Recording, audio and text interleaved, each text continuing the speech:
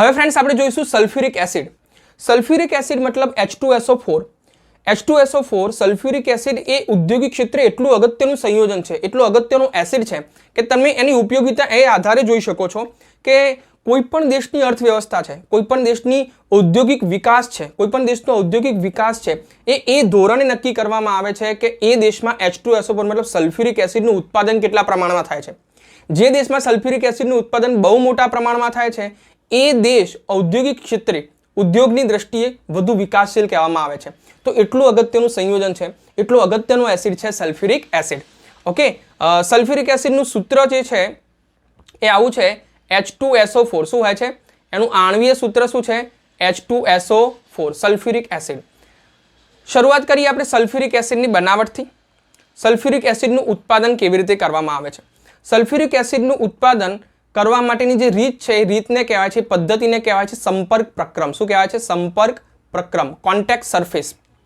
સંપર્ક પ્રક્રમ આ પદ્ધતિને એટલા માટે કહેવામાં આવે છે કારણ કે આ પ્રક્રિયામાં આ ઉદ્દીપકીય પ્રક્રિયા છે. આ પ્રક્રિયા પૂરી પાડવા માટે એક ઉદ્દીપકની જરૂર પડે છે, એક ઉદ્દીપકની સપાટી સરફેસની જરૂર પડે છે. અને આમાં ઉદ્દીપક કયું વપરાય છે? વેનેડિયમ પેન્ટોક્સાઇડ. 3 તબક્કામાં પદ્ધતિ થાય છે, 3 તબક્કામાં પ્રક્રિયા થાય છે. એ આપણે સ્ટેપ બાય સ્ટેપ જોઈશું. જો શું કહે છે, હાલ જ મેં તમને કહ્યું એ પ્રમાણે કે સલ્ફ્યુરિક એસિડ વિશ્વભરના ખૂબ જ અગત્યના ઔદ્યોગિક રસાયણો પૈકીનું એક છે. વિશ્વભરના સૌથી અગત્યનું રસાયણ જો આપણે કહીએ તો એને કહીશું H2SO4. મેં હાલ જ તમને વાત કરી કે H2SO4 એટલું અગત્યનું સંયોજન છે. મેં હાલ જ તમને વાત કરી કે H2SO4 એક એવું અગત્યનું સંયોજન છે કે કોઈ પણ દેશની ઔદ્યોગિક વિકાસશીલતા કેટલી છે એ H2SO4 ના ઉત્પાદન ઉપર આધારિત છે. બરાબર છે. સલ્ફ્યુરિક એસિડનું ઉત્પાદન સંપર્ક પ્રક્રમ, જો અહીંયા લખ્યું છે કઈ પદ્ધતિથી કરવામાં આવે છે? સંપર્ક પ્રક્રમ દ્વારા કરવામાં આવે છે, જે 3 તબક્કામાં થાય છે. અને 3 તબક્કાની રીત હું તમને અહીંયા લખી દઉં છું. જો શું કહે છે, પહેલો તબક્કો એવો છે કે સલ્ફર અથવા સલ્ફાઇડ અયસ્કોને બાળીને SO2 ઉત્પન્ન કરવામાં આવે છે. પ્રક્રિયા લખું તો આવી થશે, સલ્ફર વત્તા O2, સલ્ફર અયસ્કોને બાળીને શું બનાવવામાં આવે છે? SO2 બનાવવામાં આવે. શું આવે છે? સલ્ફર ડાયોક્સાઇડ બનાવવામાં આવે છે. બીજો તબક્કો શું કહે છે? ઉદ્દીપકની હાજરીમાં ઓક્સિજન સાથેની પ્રક્રિયા દ્વારા SO2 નું SO3 માં રૂપાંતરણ કરવામાં આવે છે. મતલબ આ જે તમને SO2 મળ્યો છે, આ જે SO2 મળ્યો છે એની ઉદ્દીપકીય પ્રક્રિયા કરવામાં આવે છે. મતલબ કેવી રીતે?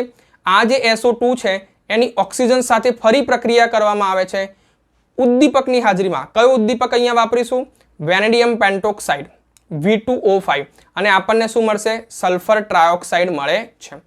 અહીંયા વેનેડિયમ પેન્ટોક્સાઇડ ઉદ્દીપક તરીકે વાપરીએ છીએ એટલા માટે આ પ્રક્રમને, આ પ્રક્રિયાને સંપર્ક પ્રક્રમ કહીએ છીએ. એક સંપર્ક મતલબ એક સરફેસ પૂરો પાડે છે સલ્ફર ટ્રાયોક્સાઇડ બનાવવા માટે. હવે આ જે તમને સલ્ફર ટ્રાયોક્સાઇડ મળે છે SO3, આ સલ્ફર ટ્રાયોક્સાઇડની તમે પ્રક્રિયા કરશો H2SO4 સાથે. કોની સાથે? H2SO4 સાથે પ્રક્રિયા કરશો. શું કહે છે?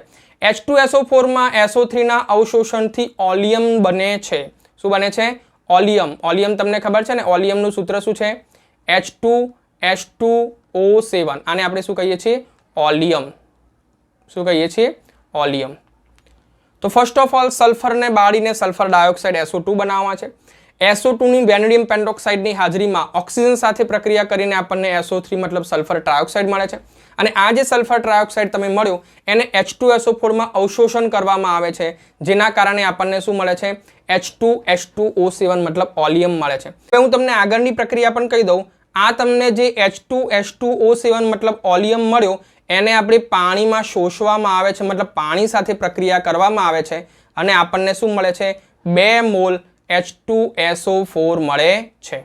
આ રીતે મળેલો જે H2SO4 હોય છે એ લગભગ 98% સાંદ્ર હોય છે. કેટલા? 98% સાંદ્ર હોય છે. તો એક ક્વેશ્ચન તમને અહીંયા આવ્યો હશે ને કે સાહેબ સલ્ફ્યુરિક એસિડ જ તો આપણે બનાવવાનો છે. શું બનાવવાનું છે? સલ્ફ્યુરિક એસિડ જ તો બનાવવાનો છે. સલ્ફ્યુરિક એસિડ બનાવવાનો છે તો આ સલ્ફર ટ્રાયોક્સાઇડની સલ્ફ્યુરિક એસિડ સાથે પ્રક્રિયા શું કામ કરવામાં આવી? આ તો આપણે સલ્ફ્યુરિક એસિડ ઉપરથી ઉમેર્યો. આપણે તો શું કરવાનું હતું? નવો બનાવવાનો હતો. આપણે તો ઉપરથી સલ્ફ્યુરિક એસિડ એડ કર્યો છે, ઉપરથી સલ્ફ્યુરિક એસિડનો વપરાશ કર્યો છે.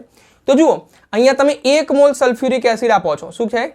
1 મોલ સલ્ફ્યુરિક એસિડ જે છે એ SO3 સાથે સંયોજાય છે અને એના પરિણામ સ્વરૂપ આપણને કેટલા મળે છે? 2 મોલ સલ્ફ્યુરિક એસિડ મળે છે. કેટલા મોલ મળે છે? 1 મોલ આપો છો, 2 મોલ તમને મળે છે. બરાબર? એટલે વધુ સાંદ્ર અને વધુ પ્રમાણમાં H2SO4 મળ્યો એવું કહેવાય.